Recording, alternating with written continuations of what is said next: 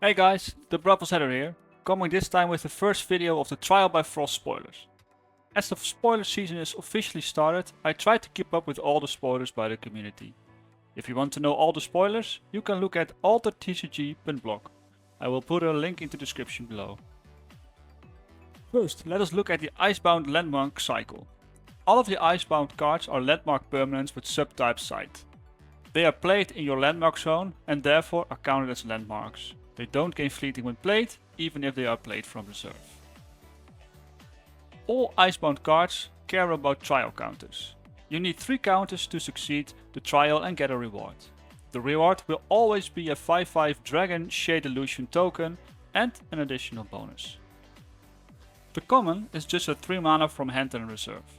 Every time a card goes directly from your hand or deck to the reserve, you get a counter. After you put in reserve 3 cards this way, you sacrifice the permanent and get a dragon token. You also get to ready your cards in reserve. From this expansion onwards, you can exhaust cards in reserve as well. Exhausted cards in reserve cannot be played and don't have a support ability. Effectively meaning they are frozen in reserve until they are readied again. There are probably going to be a lot of interactions with cards in reserve this set. So I can imagine you have this card as a counterplay when your opponent is exhausting your cards, or to exhaust your own cards for additional effects and afterwards ready them with this effect. The only difference the rare version has compared to the common is that it can be played for a mana cost of 2 from reserve. If you are resupplying a lot, this card is cheaper to be played from reserve, which can be a big bonus to combo more stuff in your turn. Other than that, there's not much difference. Note that this costs still 3 from hand, which helps this card a lot to be played in Sierra. Next to Sierra, I see this card be played in Subhash and Traced as well. They have different ways to activate the ability. With Subhash hero ability you can make sure it gets a counter every turn reliably, and with current Traced lists you already have a lot of ways to resupply or put cards from your hand to reserve. The out of faction for this card is Muna. Muna already has some very good resupply effects with Harvesters and Aloe Vera, and also the spell Harvest, specifically the rare one, can easily add counters to the landmark. Overall a solid looking card. Rin can also add a counter with her hero ability. The next Icebound card is the Icebound Peak. For the Bravos trial you want to play characters with fleeting. If you succeed the trial you get the 5/5/5 dragon, which also gives all of your characters a boost. So worst case scenario you get a 6/6/6 dragon, and in the best case you boost all your token and characters. I can see a world where you are on 2 counters, play a Order Spy or a Foundry Armor from reserve, adding 2 characters on the field and awakening your dragon, resulting in boosting 3 characters. And if you are the first player with a Gojo deck, you are also boosting your pal. I do think this card is extremely strong. The only negative I see with this card is that your opponent can give fleeting to trigger this at the time you don't want to. As it says, when a character you control gains fleeting and not when you give a fleeting to a character you control.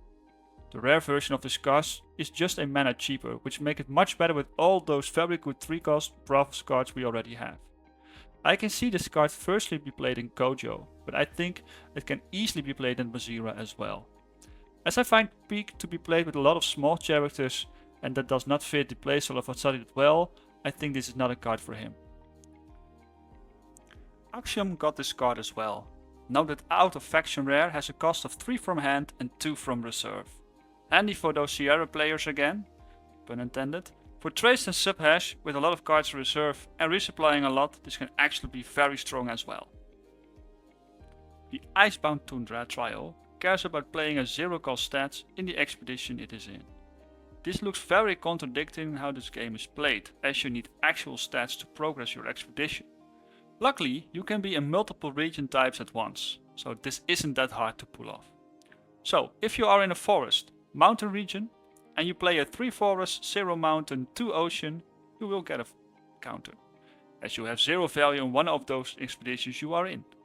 If you manage to succeed, you will get a dragon that gives you a treasure, namely a card from your reserve.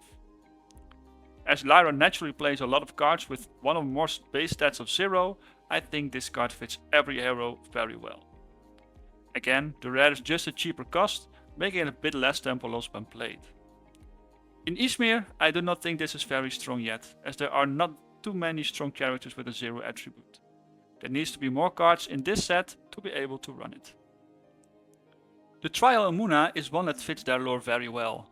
A Taiga is a Borean forest, so it makes sense this card resolves around cards being played in the forest region. If you have sent 3 characters in the woods, you get a dragon, and one of your characters will be grabbed by a root until the next day. Note that this dragon can also be anchored by the effect.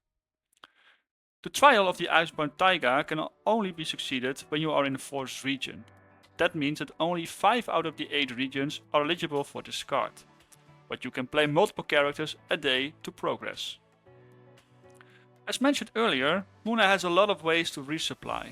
The rare version of the Taiga is cheaper from reserve, so you can resupply for a cheaper cost. This card looks naturally like a Rin deck card, but I can see this card be played in every Muna deck, because every hero can make use of the forest region type, and getting that 5/5/5 dragon with an anchor effect is always welcome. The out of faction card will belong to the Lyra faction. This is the same version as the rare card, and like for Muna, as the trial and reward are very generic, each hero could use this card. The Icebound Lake is in first glance a hard to understand trial.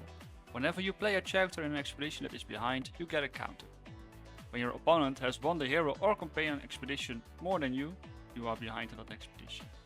Whenever you play a character in that expedition, you will get a counter. When you get your third counter, the dragon awakes and something else falls asleep. This can be the said awakened dragon, another character on your board, or something your opponent controls. You still can play characters in your expeditions when you are not behind, but you don't get a counter. For me, this card can be used more easily in a Waru or Goran deck, as you tend to be behind more often than a Sigismar. This ability to make a token every day and its aggressive playing style contradicts the playstyle of this Icebound Lake. In Waru and Goran that are normally a little behind, the condition will be easier to fulfill. The rare card is just a cheaper variant, as all the Icebound cards seems to be. Ysmir gets the out of faction rare variant. I don't see a lot of specific reasons to play this for a certain Ysmir hero. I think it can fit everyone evenly well. Lastly, we have the Icebound Pass. This card is all about exhausting cards in reserve. This can be your reserve, but also your opponent's one. When you have exhausted 3 cards in reserve, you get a not so exhausted dragon and a free card, which can be used instead of all those exhausted cards in your reserve. One of the big negatives is the mana cost. A 4 mana cost permanent is a huge cost at the moment and a big tempo loss. The rare version is 1 mana cheaper and is a little more playable. We do not have a lot of cards yet revealed for Ysmir that can exhaust a card in reserve, so it will be hard to figure out for which hero it will fit well.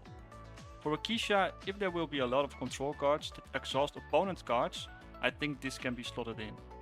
For Avanas, there needs to be a small spell that exhausts cards, and for Lindiwe, I can either be both of the options above, or cards that create small characters to sacrifice, or even sacrifice to exhaust some cards. This concludes the Icebound cycle and my first spoiler video of Trial by Frost. Make sure to like and subscribe so you won't miss all the spoilers that we are getting these days. Or place a comment to let me know which one of these 6 cards you are looking forward to the most. For me, it's definitely the Bravos one, the Icebound Peak. Make sure you check all the TC Achievement blog to see all the latest spoilers. I'm the Bravos Header and I hope to see you soon at the next video.